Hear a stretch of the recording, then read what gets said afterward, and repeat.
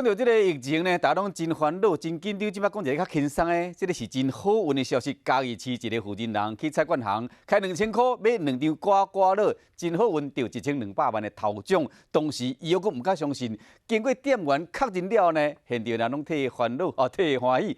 这负责人呢？扣税了，讲会使摕差不多950万块，900几万，这钱会使伫家己市买一栋全新的透天厝，讲起来是互人真新鲜。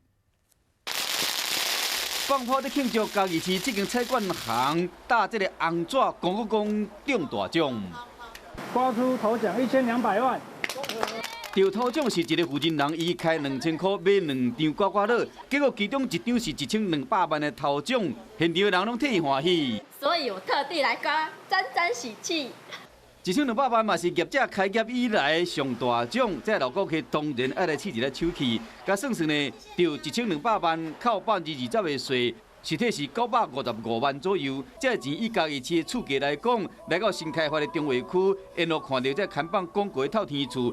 计销是600多万、700多万、800多万起跳，买一栋全新的透天厝要有走。它实领950万，那这些钱可以在嘉义市买一栋透天的房子了。好运要来，挡你嘛挡袂掉，大家拢真新鲜，当时嘛希望讲会使遮好运。